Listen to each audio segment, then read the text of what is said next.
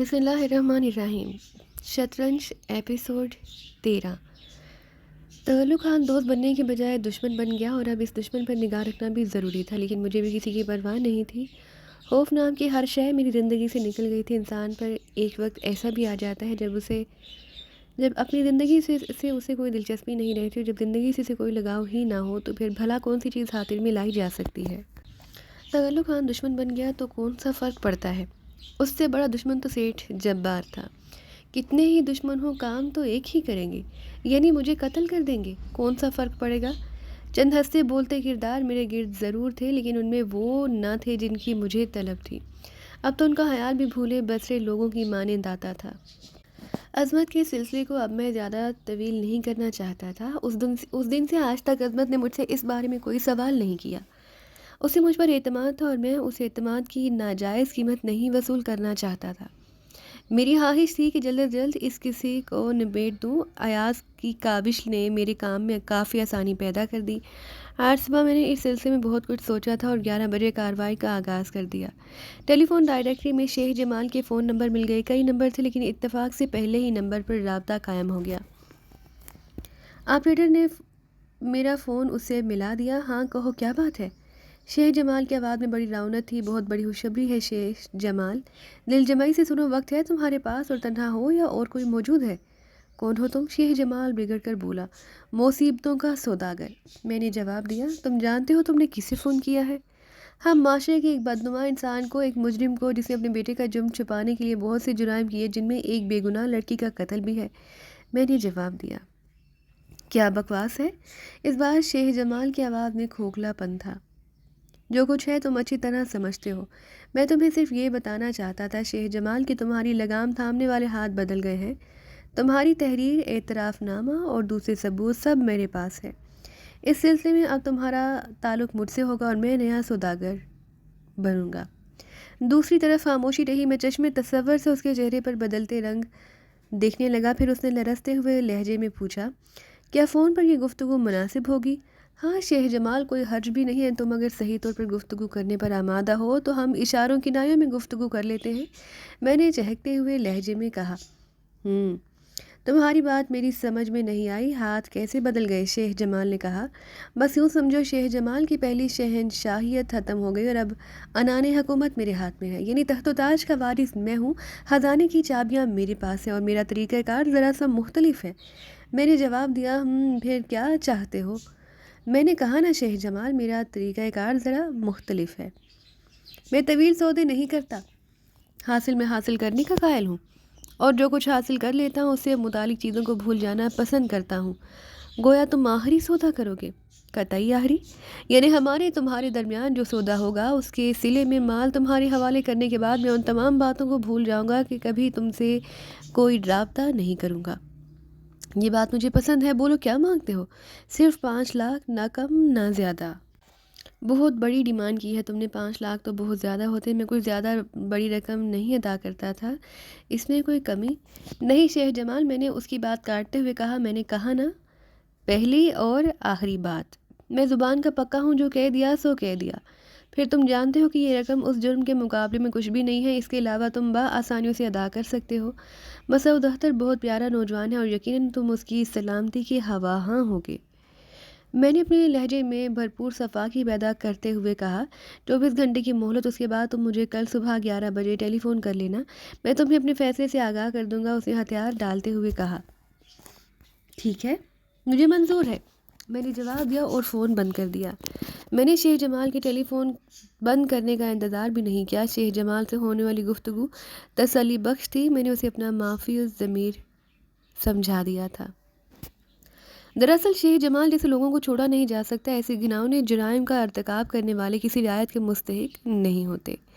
उसने अपने बेटे के जुर्म को छुपाने के लिए एक ख़ानदान को मौत की आखिरी सरहदों तक ला खड़ा किया। अपने असर रसूख और दौलत के बलबूते पर उसने उस ज़मीन पर बसने वाले चंद इंसानों की ज़िंदगी छीनने की कोशिश की। उन्हें एक ऐसा ज़ख्म दिया था जो ताज़िंदगी नहीं भर सकता था।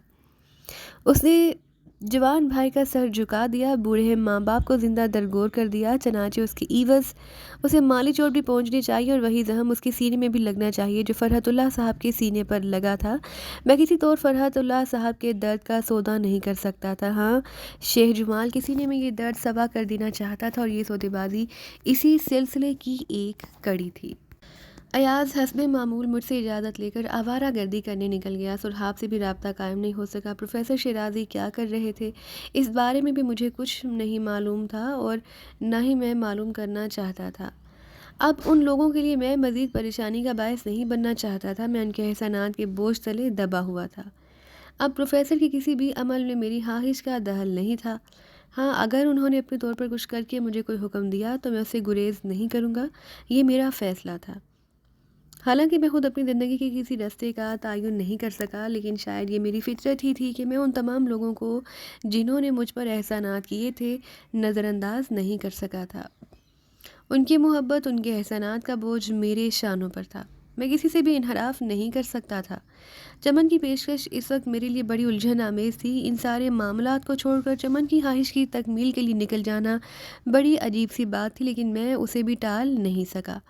दूसरे लेडी जहांगीर थी। कितने चेहरे थे अपने ना थे, हुए भी मेरे अपने थे। मैं न जाने किन लोगों की मलकियत बन गया था, जबकि बजाते खुद मैं कुछ न था। मुझे खुद पर हंसी आ गई और मुझे हंसता देखकर हसीना चौंक पड़ी। शायद वो किसी काम से अंदर आई थी। मैंने उसे चाय का कहकर टाल दिया। चाय पीने के बाद मैंने लिबास तब्दील किया और बाहर निकल आया। कोई ख़ास मकसद नहीं था, बस ऐसे ही तबीयत घबरा रही थी। सोचा थोड़ी सी आवारा गर्दी करूं, अगर सुरहाब से मिल लूं तो क्या हर्ज है। लेकिन मुझे यकीन था कि वो शिकवे शिकायत करेगी और मुझे शर्मिंदा होना पड़ेगा। चनाचे घर से काफ़ी दूर निकलने के बाद मैंने ये फ़ैसला भी मुलतवी कर दिया। फिर लेडी जहांगीर से मिलने को दिल चाहा, लेकिन एहतियात के पेश नज़र मैंने वहाँ जाने का फ़ैसला भी तर्क कर दिया।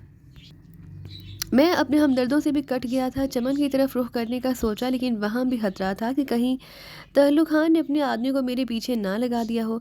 चमन को भी मेरी वजह से परेशानी होगी। चनाचे चमन से मिलना भी मुनासिब नहीं था। गोया इस वक्त मेरे लिए कोई मसरूफियत नहीं थी, इसलिए बेमुसरफ़ी कार में घूमता रहा। फिर एक बाज़ार से गुज़र रहा था कि एक ऐसी शक्ल नज़र आई जिसे देखकर मैं चौंके बगैर ना रह सका। ये अमजद भाई थे। स्याह रंग की एक स्टेशन वैगन की ड्राइविंग सीट पर बैठ रहे थे। स्टेशन वैगन में उनके अलावा कोई नहीं था।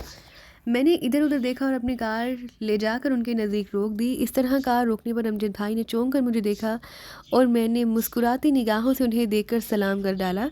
अमजद भाई का चेहरा धुआं धुआं हो गया। वो चंद साथ मुझे घूरते रहे, सलाम का जवाब भी नहीं दिया। फिर आहिस्ता से बोले, और कोई साथ है? नहीं अमजद भाई, कोई नहीं है। तो फिर ऐसा करो कि इस सड़क के पीछे एक पार्क है, वहाँ कार पार्क करके अंदर आ जाओ, तुमसे कुछ बातें करनी है। वो बोले तो मैंने इस बात में सर हिलाते हुए कार आगे बढ़ा दी और पार्क में पहुँच गया। कुछ ही देर में अमजद भाई की स्टेशन वैगन भी मेरी कार के नज़दीक आकर रुक गई। वो भी गाड़ी ला करके नीचे उतर आए और मेरे साथ चलते हुए एक दरख्त के नीचे आ बैठे। कैसे हो? बहुत दिनों के बाद मुलाकात हुई, उन्होंने कहा। आप सुनाइए अमजद भाई। मैं तो बिल्कुल ठीक ठाक हूँ, मैंने मुस्कुराते हुए जवाब दिया। फिर उसके बाद उन्होंने सेठ जब्बार तारीख की ताकत और वसाइल की दास्तान छेड़ दी। उनका नुक्ता नज़र यही था कि मैं किसी तरह उनकी मुखालफत से बाज आ जाऊँ। मैं दिल ही दिल में उनकी सादगी पर हंसता रहा। वो नहीं जानते थे कि अब मैं वो सीधा साधा मजबूर और बेबस मंसूर नहीं रहा। उन्हीं की ज़ुबानी मुझे पैनी की हलाकत का इल्म हुआ, जिसे मेरी मदद करने की शुबे में तारिक ने कत्ल करके समुंदर में फेंक दिया था। पैनी के अंजाम पर मेरा दिल खून के आंसू रो दिया। बेचारी लड़की जो नामालूम किस जुर्म में अपनी जवानी की दिन रात तारीख जैसे दरिंदे की भेंट चढ़ाती रही, हत्ता कि अब अपनी मताए हयात भी हार बैठी थी। पैनी के कत्ल ने जहां तारीख के खिलाफ मेरी नफ़रत में इजाफा कर दिया था, वहां मुझे ये सोचने पर भी मजबूर कर दिया था कि अब मुझे अंदराने खाना का अहवाल कौन बताएगा। ये चंद लम्हे खामोश बैठा रहा। पार्क में बच्चों के शोर गुल में के बावजूद मुझे चारों तरफ सन्नाटा महसूस हुआ। अमजद भाई की आवाज़ मुझे नहीं सुनाई दे रही थी, हालांकि वो मेरे बराबर बैठे हुए थे। मैं न जाने मजीद कितनी देर ख्यालात के समंदर में गोते लगाता रहता कि अमजद भाई के झंझोड़ने पर मैं होश में आ गया। कहाँ खो गए हो सफदर? कुछ नहीं अमजद भाई, मैंने ठंडी सांस लेते हुए कहा। बाज़ लम्हे ज़िंदगी में ऐसे भी आते हैं जब इंसान के समंदर में रहते हुए भी तन्हाई का एहसास होने लगता है। कल के मुकाबले में आज मेरे दोस्तों हमदर्दों की तादाद बहुत ज़्यादा है अमजद भाई, लेकिन मैंने कंधे उचका कर अपनी बात अधूरी छोड़ दी। नहीं बेटे, तुम तनहा नहीं हो। मुझे बताओ बेटे, मैं तुम्हारे लिए क्या कर सकता हूँ। वो मेरे कंधे पर हाथ रखते हुए बोले। दफातर मेरे जहन में अमजद भाई से काम लेने का ख्याल बिजली के कूंदे की तरह लपका, और फिर मैंने किसी न किसी तरह उन्हें इस काम के लिए राज़ी कर लिया और अपना फ़ोन नंबर भी दे दिया। अमजद भाई अंदर के आदमी थे। वैसे भी पैनी के कत्ल के बाद मुझे कोई ऐसा आदमी दरकार था जो अपने हाथ पैर बचा कर मुझे अंदरूनी खाना की रिपोर्टें दे सके। और अब मुझे अमजद भाई की शक्ल में वो काबिल एतमाद साथी मिल गया था। मैंने मुतमईन होकर उनसे रुखसत चाही। शेख जमाल के जवाब का इंतज़ार था। इससे कबल मैं कुछ नहीं कर सकता था। चनाचे ये चंद रोज़ खामोशी से गुजर गए। अलबत्ता इस दौरान मैंने सेठ जब्बार के लिए बहुत कुछ तैयार करके रखा था। अयाज बदस्तूर एंजल और मसूद के पीछे लगा हुआ था, लेकिन उसने बताया कि एंजल और मसूद अख्तर के दरमियान और कोई मुलाकात ना हुई। फिर वो वक्त भी आ गया जब मुझे शेख जमाल से रब्ता कायम करना था। मैंने उसके नंबर डायल किए। वो शायद मेरा ही मुंतज़िर था। फ़ोन रिसीव करते ही उसने मेरी आवाज़ पहचान ली। ठीक है दोस्त, मुझे तुम्हारी पेशकश मंजूर है। अब ये बताओ, मैं तुम्हें ये रकम कहाँ पहुँचाऊँ। शेख जमाल, मैं तुम्हारी फितरत से अच्छी तरह वाकिफ़ हूँ, लेकिन ये सोच लेना कि अगर तुमने कोई चालाकी करने की कोशिश की तो उसके बाद आपको जिस हसारी से दो चार होना पड़ेगा उसका तुम तसव्वुर भी नहीं कर सकते। ठीक है, अगर मैं कोई ऐसी हरकत करूं तो तुम उसके लिए आज़ाद होगे। शेख जमाल ने कहा। ये रकम मुझे कब फ्राहम कर रहे हो? इस वक्त से लेकर जब तुम चाहो। तो फिर आज शाम 7 बजे साहिल समंदर पर उस जगह पहुंच जाना जहां औरतों का सिलसिला फैला हुआ है। मैं तुम्हें वहां तलाश कर लूँगा और वहां तुम्हें फ़ाइल वापस कर दी जाएगी। हम दोनों को एक दूसरे पर मुकम्मल एतमाद करना चाहिए, लेकिन शर्त यही है कि तुम भी उस एतमाद पर पूरे उतरो, वरना तुम्हें नुकसान भी हो सकता है। शेख जमाल, ठीक है, मैं धमकियाँ सुनने का आदी नहीं। सौदा करो, मेरी चीज़ मुझे वापस करो और अपनी चीज़ मुझसे हासिल करो, और बस। फजूल बातों की कोई ज़रूरत नहीं है। इन मामलात से फारिग होकर मैं एहतियाती तदाबीर सोचने लगा। कम अज़ कम शेख जमाल जैसे शातिर आदमी से तन्हा मिलना बेहतर नहीं था। फिलवक्त मेरे पास 2 आदमी थे, यानी अज़मत और अयाज़। मैंने उन दोनों को इस मामले में शरीक करने का फ़ैसला किया। शाम को 4 बजे जब अयाज़ आया तो मैंने अज़मत को भी बुलवा लिया और सारा प्रोग्राम उनके सामने रखकर उनसे राय मांगी। दोनों ने गौर से सारी तफसीलात सुनी और मेरे प्रोग्राम से इत्तफ़ाक़ किया, लेकिन मैंने उन्हें देखा कि अज़मत कुछ खोया खोया सा है। शायद उसे इंतकाम का ये तरीका पसंद नहीं आया था, लेकिन फिर भी उसने हामी भर ली। चनाचे मैंने उसे मज़ीद मुतमईन करते हुए कहा, बात यह है अज़मत, हम रुकैया का सौदा नहीं करेंगे, किसी कीमत पर उसके खून का सौदा नहीं करेंगे, लेकिन शेख जमाल को दोहरी मार पड़नी चाहिए। मसूद अख्तर ने रुकैया को कत्ल किया। शेख जमाल ने तुम्हें पुलिस के हवाले किया और अपनी इस दौलत से उसने अपनी और अपने बेटे की ज़िंदगी बचा ली। इस दौलत का एक हिस्सा हमें भी मिलना चाहिए। अज़मत, हमारे भी मसाइल हैं। सफ़िया की शादी, छोटे बहन भाइयों की परवरिश, फ़रहतुल्लाह साहब का बेहतरीन इलाज होना चाहिए। क्या इन तमाम चीज़ों के लिए हमें रकम की ज़रूरत नहीं? और ये रकम हमें शेख जमाल ही फ्राहम करेगा, और इसके बाद उसे अपनी ज़िंदगी के दूसरे हसारे से दो चार होना पड़ेगा। मसूद को माफ़ नहीं किया जा सकता। मैंने उसके गिर्द भी एक मजबूत जाल बुन दिया है, और इस पहले कदम के बाद मैं दूसरा कदम उठाऊंगा, समझे? ये है मेरा प्रोग्राम। तुम्हें इसमें कोई झोल नज़र आता हो या उसके किसी हिस्से पर एतराज़ हो तो मुझे बताओ। ठीक है भैया, मुझे आपके प्रोग्राम से मुकम्मल इत्तफ़ाक़ है। शेख जमाल को दोहरी मार ही पड़नी चाहिए, अज़मत ने कहा। अज़मत की बात पर मैंने इत्मीनान का सांस लिया और उन्हें लेकर साहिल पर वाक़या एक कॉटेज में पहुंच गया जो लेडी जहांगीर ने खरीद कर दिया था। हालांकि ये कॉटेज लेडी जहांगीर ने बहुत पहले मेरे हवाले कर दिया था, लेकिन आज तक उसे देखने की नौबत न आई। बहुत ही उम्दा कॉटेज था, ज़िंदगी की तमाम सहूलतों से मुज़य्यन। अयाज़, तुम साहिल की जानिब चले जाओ और किसी महफूज मुकाम का इंतखाब कर लो। मैं शेख जमाल से तन्हा मिलूंगा। अज़मत छत से कुर्बो जवार पर निगाह रखेगा। क्या ख्याल है, ठीक है ना? हाँ ठीक तो है, बस इसमें ज़रा सी तब्दीली कर ले। अज़मत ने इतराफ़ का जायज़ा लेते हुए कहा। मैं और अयाज़ यहीं रहेंगे। इस अमानत की छत से हम दूर तक निगाह रख सकते हैं। हमारे पास एक ही पिस्तौल है, जिसकी न जाने किसे ज़रूरत पेश आ जाए। आप साहिल पर जाएंगे और उसका इंतज़ार करेंगे। इस तरह अगर कोई ख़तरनाक मौका आ गया तो हम दोनों मिलकर कोई मौसर कार्रवाई कर सकेंगे। ये भी ठीक है। वैसे मुझे उम्मीद तो नहीं कि वो कोई गड़बड़ करे, जो होगा देखा जाएगा। अब इस बारे में क्या सोचना, वो बोला। ठीक है, तो फिर मैं चलता हूँ, मैंने कहा और फाइल कपड़ों में छुपाकर बाहर आ गया। 7 बजने में सिर्फ 2 मिनट थे और दूर से एक जीप उछलती कूदती उसी तरफ आ रही थी। मेरे अंदाजे के मुताबिक उसने शेख जमाल को ही होना चाहिए था, और मेरा ये अंदाज़ा गलत नहीं निकला। جیپ میرے پاس آ کر رک گئی۔ میں خاموشی سے اسے دیکھتا رہا۔ بظاہر جیپ میں ڈرائیور کے علاوہ اور کوئی معلوم نہیں ہوتا تھا۔ ڈرائیور نے جیپ کا انجن بند کر دیا اور نیچے اتر آیا۔ وہ شلوار قمیض میں ملبوس اور ہاتھ میں ایک بریف کیس دبا ہوا تھا۔ اس وقت دور دور تک ساحل پر میرے اور اس کے علاوہ کوئی نہیں تھا۔ چند لمحات کے بعد وہ میرے قریب پہنچ گیا۔ شیخ جمال، میں نے سوالیہ انداز میں کہا۔ ہاں، ظاہر ہے تم اپنا نام نہیں بتاؤ گے۔ بریف کیس کھول دیں، میں نے کہا۔ میری چیز لائے ہو؟ شیخ جمال نے کہا۔ ہاں موجود ہے، تو پھر آؤ جیپ میں آ جاؤ۔ حالی ہے، بھروسہ کرو مجھ پر، جو کچھ میں نے کہا غلط نہیں ہے۔ شیخ جمال نے کہا۔ میں نے ایک نگاہ پھر جیپ پر ڈالی اور گردن ہلا کر اس کے ساتھ چل پڑا۔ ویسے میں اس کی طرف سے پوری طرح محتاط تھا۔ شیخ جمال نے بریف کیس جیپ کے بونٹ پر رکھا اور اس کے لاک کھول دیے، لیکن میں نے اس کی ڈھکن پر ہاتھ رکھ دیا۔ کیا مطلب؟ شیخ جمال اچھل پڑا۔ شیخ جمال، اس بریف کیس میں سے پستول بھی برآمد ہو سکتا ہے، اس لیے ذرا سا پیچھے ہٹ جاؤ، میں اسے خود کھول کر دیکھ لوں گا، میں نے مسکراتے ہوئے کہا، اور شیخ جمال مجھے گھورتا ہوا پیچھے ہٹ گیا۔ میں نے اس پر نگاہ جمائے ہوئے بریف کیس کا ڈھکن کھول کر دیکھا۔ اس میں نوٹوں کی گڈیاں جمی ہوئی تھیں۔ میں نے نیچے سے کچھ گڈیاں نکال کر دیکھیں، سب ٹھیک تھا۔ گڈیوں کی تعداد بتا رہی تھی کہ رقم 5 لاکھ سے کم نہیں ہے۔ میں نے مطمئن انداز میں بریف کیس بند کر دیا، پھر شیخ جمال کی فائل نکال کر اس کے سامنے کر دی۔ شیخ جمال نے بے صبری سے فائل لے لی، پھر وہ آنکھیں پھاڑ پھاڑ کر اسے دیکھنے لگا۔ پوری فائل دیکھنے کے بعد اس نے مطمئن انداز میں گردن ہلا دی۔ ٹھیک ہے، شکریہ، رقم پوری ہے۔ اوکے شیخ جمال، تم جا سکتے ہو، میں نے کھردرے لہجے میں کہا، اور وہ جیپ پر چڑھ گیا۔ میں پوری طرح محتاط تھا، جیپ سٹارٹ ہو کر مجھ پر بھی چڑھ سکتی تھی، یا شیخ جمال جیپ میں رکھی برین گن سے مجھ پر گولیاں بھی برسا سکتا تھا۔ لیکن شیخ جمال کاروباری انسان تھا، اس نے یہ بھی سوچ لیا کہ کوئی بلیک میلر تنہا نہیں آئے گا، اس نے اپنی حفاظت کے لیے کچھ نہ کچھ بندوبست ضرور کیا ہوگا۔ اس کے علاوہ شیخ جمال کوئی گرا پڑا انسان نہیں تھا۔ ممکن ہے 5 لاکھ دے کر اسے ہمیشہ کے لیے اپنی جان چھڑا لی ہو، لیکن کچھ نہ ہوا۔ شیخ جمال کی جیپ نگاہوں سے اوجھل ہو گئی۔ میں اسی جگہ کھڑا اسے دیکھتا رہا، پھر میں گہری سانس لے کر واپس پلٹا، اور اسی وقت فضا میں موٹر سائیکل کے انجن کا شور ابھرا۔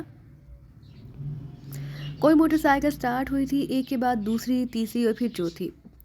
آن کی آن 4 موٹر سائیکلیں ایک عمارت کے اوپر سے نکل کر میری سمت لپکیں۔ وہ اتنی برق رفتاری سے میری طرف آئیں کہ میں حیران رہ گیا۔ چاروں موٹر سائیکلیں میرے گرد چکرانے لگی۔ ہیلمٹ میں چھپے ہوئے چہرے مجھے نظر نہیں آ رہے تھے۔ چند لمحات اسی طرح میرے دائیں بائیں سے نکل کر غالباً مجھے خوفزدہ کرنے کی کوشش کرتے رہے۔ پھر ایک موٹر سائیکل سیدھی میری طرف آئی، اور میں بمشکل تمام اچھل کر خود کو اس کی زد سے بچا سکا، لیکن یہی عمل دوسروں نے بھی شروع کر دیا۔ میں بریف کیس سنبھالے ان کی زد سے بچتا رہا۔ خدا جانے وہ جان بوجھ کر مجھے بچا رہے تھے، یا ابھی تک ان میں سے کسی کی کوشش برآمد نہ ہوئی تھی۔ بہرحال میں زخمی نہ ہو سکا۔ ایاز اور عظمت خاموش تھے، ان کی طرف سے کوئی کارروائی نہ ہوئی۔ نہ جانے ان پر کیا ہوئی تھی۔ بہرحال یہاں میرا پلان ایک طرح سے فیل ہو گیا۔ چند لمحات کے بعد وہ لوگ رک گئے، پھر ان میں سے ایک نے سخت لہجے میں کہا، زندگی درکار ہے تو سیدھے اس عمارت کی طرف چلو جس کی چھت پر روشنی نظر آ رہی ہے۔ دونوں ہاتھ بلند رکھو، یہ بریف کیس نیچے رکھ دو۔ میں نے توقف کیا تو دوسرے نے کہا، چلو جلدی کرو ورنہ دوسرا طریقہ اختیار کیا جائے گا۔ صورتحال اس وقت میرے حق میں نہیں تھی۔ شیخ جمال کام دکھا گیا، اس لیے میں نے ان کی ہدایت پر عمل کیا، بریف کیس نیچے رکھ دیا۔ ٹھیک ہے، دوڑتے ہوئے آگے بڑھو، ہمارے پاس زیادہ وقت نہیں۔ آواز آئی اور میں اس عمارت کی طرف چل پڑا جس کی چھت پر روشنی موجود تھی۔ یہ عمارت گرین ہاؤس نامی عمارت سے دور نہیں تھی، لیکن پہلے اس میں زندگی کے آثار نظر نہیں آتے تھے۔ بہرحال چوٹ ہو گئی تھی، اس لیے کچھ سوچنا ہی بیکار تھا۔ عمارت کے آہنی گیٹ سے گزر کر میں اندر داخل ہو گیا۔ چاروں موٹر سائیکلیں بھی اندر آ گئی تھیں۔ عمارت کا برآمدہ روشن تھا اور اس برآمدے میں طارق نظر آ رہا تھا۔ سفید پینٹ اور چیک کی ایک خوبصورت جرسی میں ملبوس جس کی ایک آستین حالی تھی۔ طارق کو دیکھ کر ایک لمحے کے لیے میرے قدم ٹھٹکے تھے، لیکن پھر میں خود کو سنبھال کر آگے بڑھ گیا۔ ہیلو طارق، میں نے مسکراتے ہوئے کہا۔ طارق نے کوئی جواب نہیں دیا، اس کی آنکھوں سے نفرت کی چنگاریاں پھوٹ رہی تھیں۔ چاروں موٹر سائیکل سوار اس کے پاس پہنچ گئے۔ ان میں سے ایک نے بریف کیس طارق کے پیروں کے پاس رکھ دیا۔ شیخ جمال چلا گیا؟ طارق نے پوچھا۔ ہاں ہاں، وہ جا چکا ہے، اس کو اندر لاؤ، طارق نے گھبرائی ہوئی آواز میں کہا، اور اندر کی طرف مڑ گیا۔ چاروں طرف آدمی میرے گرد آ کھڑے ہوئے، پھر ان میں سے ایک نے مجھے اندر دھکیلا اور میں آگے بڑھ گیا۔ دروازے کی دوسری طرف ایک ہال تھا، ہال میں صرف ایک کرسی پڑی ہوئی تھی۔ تمہارے بارے میں بار بار غلط فہمیوں کا شکار ہو جاتا ہوں منصور، یہ میری آخری غلط فہمی تھی، وہ گالی دے کر بولا۔ شاید تمہاری زندگی کی آخری غلط فہمی طارق، تم نے مجھے گالی دے کر میری ماں کو گالی دی ہے، اس کا حساب الگ سے دینا ہوگا تمہیں، میں نے گراتی ہوئی آواز میں کہا۔ گندے کتے، ایک چھوٹی سی کامیابی حاصل کر کے تو خود کو خطرناک آدمی سمجھنے لگا تھا۔ اس دن میں نشے میں تھا اور اس فاحشہ کے قریب فریب میں آ گیا۔ بار بار ایسے موقع نہیں ملتے منصور، لیکن تم جیسے گھٹیا نسل کے گدھوں کو عقل آ جائے تو پھر ذہانت کا تصور ہی ختم ہو جاتا ہے۔ طارق نے بے پناہ نفرت سے کہا۔ میرے تن بدن میں آگ سلگ رہی تھی، دل چاہ رہا تھا کہ طارق پر ٹوٹ پڑوں، لیکن اب میں اتنا کچا نہیں رہا تھا۔ جذباتی حماقتیں ہمیشہ نقصان پہنچاتی ہیں، اس لیے خود کو کنٹرول کر کے صورتحال کا جائزہ لیا۔ ممکن ہے طارق اس بار تمہیں کامیابی ہو جائے، لیکن مجھے حیرت ہے کہ تم نے مجھے زندہ کیوں چھوڑ دیا؟ تمہارے آدمی ساحل پر بھی مجھے قتل کر سکتے تھے، یہاں تک لانے کی کیا ضرورت تھی؟ تجھے تیری اوقات کا احساس دلانا تھا، تیرے ان ساتھیوں کے بارے میں معلومات حاصل کرنی تھی جو تیری پشت پناہی کر رہے تھے، تاکہ تیری موت کے بعد انہیں بھی سزا دی جا سکے۔ بہت اونچے اڑ رہے ہو طارق، اپنی چند روز پہلے کی حالت بھول گئے؟ میرا خیال ہے نہیں بھولے ہوگے۔ بہرحال ٹھیک ہے، اب کہو کیا چاہتے ہو؟ وہ تمام فائلیں کہاں پر ہیں جو تم نے پینی کی مدد سے حاصل کی تھیں؟ پینی کی مدد سے؟ میں نے تمسخرانہ انداز میں کہا۔ پینی ہی سے پوچھ لو طارق، وہ تمہاری مدد کرے گی۔ اس فاحشہ کی لاش تو اب تک سمندر کی مچھلیوں کا نوالہ بن چکی ہوگی۔ تم اب تک اسی کی خواب دیکھ رہے ہو؟ طارق مسکرا کر بولا۔ اوہ، میں نے گہری سانس لی۔ تو تم نے اسے قتل کر دیا۔ فضول باتوں سے پرہیز کرو، اس جگہ کا پتہ بتاؤ جہاں تم رہتے ہو اور جہاں وہ ساری کاغذات موجود ہیں۔ بتا دوں گا، ایسی جلدی بھی کیا ہے طارق؟ ایک فائل تو شیخ جمال لے گیا۔ ہاں، تمہیں تمہاری اوقات بتانے کے لیے یہ نقصان برداشت کرنا پڑا ہے۔ بلیک میلر بننے چلے تھے، 5 لاکھ روپے کے مالک بننا چاہتے تھے۔ کبھی زندگی میں اتنی بڑی رقم کا تصور بھی کیا ہے؟ کوشش کی تھی، لیکن تم درمیان میں ٹپک پڑے۔ مجھے یقین ہے شیخ جمال نے خود تم سے رابطہ قائم کیا ہوگا۔ میری شکار کسی اور کے ہاتھوں مرنا پسند نہیں کرتے، انہیں موت بھی میری ہی دی ہوئی پسند ہے۔ شیخ جمال کو تیری بکواس پر یقین نہیں آیا تھا، کیونکہ وہ مجھے جانتا ہے۔ میں نے ہمیشہ تمہاری برتری مانی ہے طارق، لیکن ماں اور بہن کا مسئلہ ایسا تھا کہ میں تمہارا دشمن بن گیا۔ آج بھی موقع ہے طارق، اگر تم مجھے ان دونوں کا پتہ بتا دو تو میں تمہارا غلام بن سکتا ہوں۔ جواب میں طارق نے میری ماں کو گندی سی گالی دی اور اسی وقت فائر کی آواز سنائی جو گولی طارق کے کان کو چھوتی ہوئی دیوار سے ٹکرائی تھی۔ طارق کے چاروں ساتھی اچھل پڑے، دروازے کی طرف متوجہ ہوئے کہ میں نے طارق پر چھلانگ لگا دی۔ طارق سام کی طرح پلٹا، لیکن میں نے اسے موقع نہیں دیا اور اس کا اکلوتا ہاتھ موڑ کر پشت پر لے گیا۔ میں نے اس کی جیب کا وزن محسوس کر لیا تھا، اس لیے دوسرے ہاتھ سے میں نے اس کی جیب سے میں رکھا ہوا پستول نکال لیا اور اسے طارق کے کن پٹی پر رکھ دیا۔ خبردار، اگر کسی نے جنبش کی تو یہ جہنم رسید ہو جائے گا۔ طارق اپنے اکلوتے ہاتھ کو چھڑانے کی جدوجہد کر رہا تھا، لیکن کن پٹی پر رکھے پستول کو دیکھ کر وہ سہم گیا۔ اس کے ساتھی بھی ایک دم ساکت ہو گئے۔ ہاتھ اوپر اٹھا دو، میں نے انہیں حکم دیا اور طارق کو کھینچتا ہوا ایک دیوار کے قریب لے گیا۔ اب میری پشت پر دیوار تھی اور میں عقب سے محفوظ ہو گیا تھا۔ طارق کے ساتھیوں کے ہاتھ بلند ہو گئے۔ اسی وقت اسی حال کے ایک کھلے ہوئے روشن دان سے ایک جسم برآمد ہوا اور دبلا پتلا ایاز تقریباً 14 فٹ کی بلندی سے نیچے کود آیا۔ اس کے ہاتھ میں پستول موجود تھا اور چہرے غصے سے سرخ ہو رہا تھا۔ دروازے سے عظمت بھی اندر گھس آیا۔ عظمت نے برق رفتاری سے ان چاروں کو نہتہ کر دیا جو ہاتھ اٹھائے کھڑے تھے۔ ان کے پستول عظمت نے قابو کر لیے تھے۔ چلو تم اس دیوار سے چپک کر کھڑے ہو جاؤ، کسی نے جنبش کی تو گولی مار دوں گا۔ عظمت کی گراہٹ ابھری، لیکن پلٹتے ہوئے دفعتاً ان میں سے ایک نے عظمت کی ٹانگوں میں ٹانگ اڑانے کی کوشش کی۔ عظمت تو دھوکہ کھا گیا، لیکن ایاز کی پستول سے نکلی ہوئی گولی نے اس کے بھیجے میں سوراخ کر دیا اور وہ زمین پر گر کر تڑپنے لگا۔ بقیہ تینوں خوف کے مارے دیوار سے چپک گئے تھے۔ عظمت نے پستول کے دستے ان کے سروں پر مار کر ان کے سر پھاڑ دیا اور وہ دہشت زدہ آوازیں نکالتے ہوئے ڈھیر ہو گئے۔ طارق کو بھی کپ کپی چڑھ گئی، اسے اچانک بدل جانے والی صورتحال کا باخوبی اندازہ ہو گیا تھا۔ عظمت نے گرے ہوئے لوگوں کے سروں پر مزید ضربیں لگا کر انہیں حرکت کرنے کے قابل نہ چھوڑا اور سب لمبے ہو گئے۔ تب میں نے طارق کو آگے بڑھایا اور اس کی کمر پر زوردار لات رسید کر دی۔ طارق لہراتا ہوا آگے بڑھا تو ایاز اسے سنبھال کر ایک زوردار گھونسا اس کے جبڑے پر رسید کر دیا۔ وہ چاروں شانے چت گر پڑا۔ ذلیل کتے، تو نے میری ماں کو گالی دی؟ تو نے میری ماں کی شان میں گستاخی کی تھی؟ ایاز نے اپنا جوتا طارق کے منہ پر رکھا اور زور سے اس کا منہ رگڑ دیا۔ طارق کے ہونٹ اور ناک بری طرح زخمی ہو گئے، شاید اس کے سامنے کے دان بھی ٹوٹ گئے۔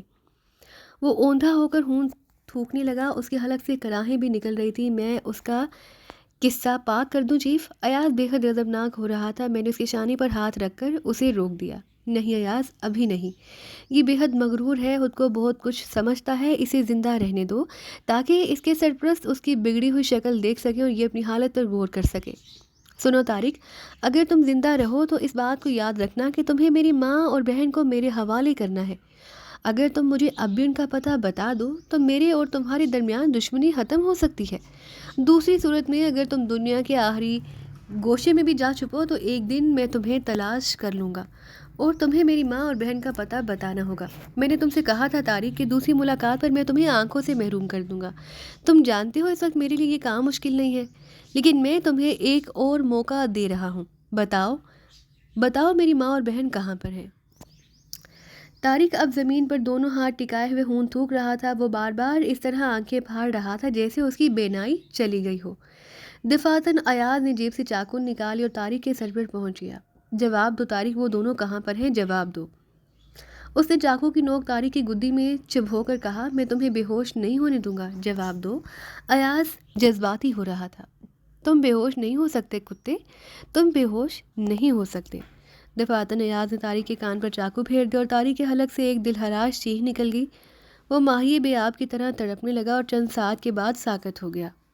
ایاز نے گریبان پکڑ کر اسے اٹھایا لیکن وہ بے ہوش ہو چکا تھا۔ یہ زندہ ہے بھیا، میں اسے یہاں سے لے جاؤں گا اور اس وقت تک اسے نہیں چھوڑوں گا جب تک یہ زبان سے نہیں کھولے گا، وہ کہنے لگا۔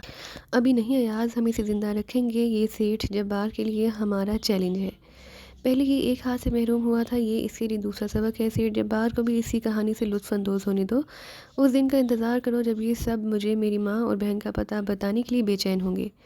وہ وقت ضرور آئے گا جب یہ انہیں لے کر خود ہمارے سامنے آئیں گے، مجھے یقین ہے۔ میں نے ایاز کو ٹھنڈا کیا، پھر ہم نے وہاں اپنی موجودگی کی نشانات صاف کیے اور وہاں سے واپس چل پڑے۔ بریف کیس ایاز نے اٹھا لیا تھا۔ راستے میں ایاز نے تفصیل بتائی، ہم لوگوں نے دیر میں انہیں دیکھا تھا۔ اس وقت جب طارق کے ساتھی موٹر سائیکل سٹارٹ کر کے آپ کی طرف دوڑے تھے، طارق اس وقت ان کے ساتھ تھا، پھر وہ انہیں ہدایات دے کر اس مکان میں آیا تھا۔ اس نے جو ہدایات دی تھی وہ ہمارے لیے تسلی بخش تھیں۔ اس نے کہا تھا کہ منصور کو کوئی نہ نقصان پہنچے، بس اسے پکڑ کر یہاں لے آؤ، لیکن اچھی طرح خوفزدہ کرنے کے بعد۔ یہ تو ہم جانتے تھے منصور بھیا کہ وہ لوگ آپ کو کس طرح خوفزدہ کریں گے، لیکن یہ خیال تھا کہ بالآخر وہ آپ کو لے کر یہاں آئیں گے۔ چنانچہ ہم نے یہاں پر انتظامات کر لیے۔ اس سلسلے میں ہم نے ہر ممکن کوشش یہ کی کہ اپنے دشمنوں پر حاوی رہیں، ایاز نے کہا۔ یہ واقعی سمجھداری کی بات تھی ایاز، میں نے تحسین آمیز انداز میں کہا۔ عظمت خاموش سا تھا۔ بہرحال تھوڑی دیر کے بعد ہم واپس اپنی قیام گاہ پر پہنچ گئے۔ میں نے ماحول میں شگفتگی پیدا کرنے کی غرض سے ایسے ہی کچھ ہنسنے ہنسانے والی باتیں کی۔ حسینہ سے کھانا لگانے کے لیے کہا اور حسینہ آنکھیں مٹکاتی ہوئی چلی گئی۔ کھانے کی میز پر ان دونوں سے میری پرمزاح باتیں ہوتی رہیں۔ میں نے شیخ جمال کو فون کیا، فون اسی نے ریسیو کیا۔ کون بول رہا ہے؟ وہ جسے اپنی دانش میں تم نے بھرپور چوٹ دی تھی۔ بد نصیبی انسان کو ضرورت سے زیادہ ذہین بنا دیتی ہے شیخ جمال، اور ضرورت سے زیادہ ذہین ہونا بھی اچھی بات نہیں ہے۔ آپ نے اپنی فائل چیک کر لی؟ کوئی ایسی چیز تو رہ نہیں گئی جو آپ کے لیے الجھن کا باعث ہو؟ نہیں۔ شیخ جمال نروس محسوس ہوتا تھا، گویا میں نے دیانتداری سے اپنا وعدہ پورا کر دیا۔ اور آپ نے؟ میں نے سوال کیا۔ شیخ جمال میرے سوال کا کوئی جواب نہ دے سکا۔ آپ نے طارق کو اطلاع دے دی، حالانکہ آپ کو معلوم تھا کہ طارق میرے ہاتھوں ذک اٹھا چکا ہے اور وہ اس اطلاع سے بھرپور فائدہ اٹھائے گا۔ گویا آپ نے میری موت کا سامان کیا۔ بڑی گہری چال چلی تھی آپ نے، میں اس کے لیے مجبور تھا۔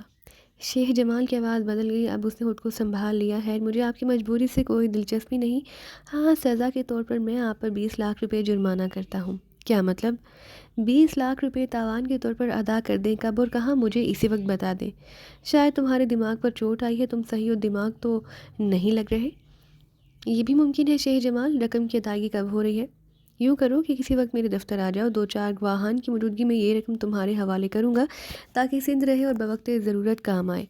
شیخ جمال نے ہنس کر کہا۔ بہت خوش ہو شیخ جمال، یہ بھول گئے کہ فائل میرے ہاتھوں تم تک پہنچی ہے۔ طارق کبھی ایسا نہ کرتا۔ مجھے اسے دلچسپی نہیں۔ اب تم میرے خلاف کوئی ثبوت نہیں رکھتے۔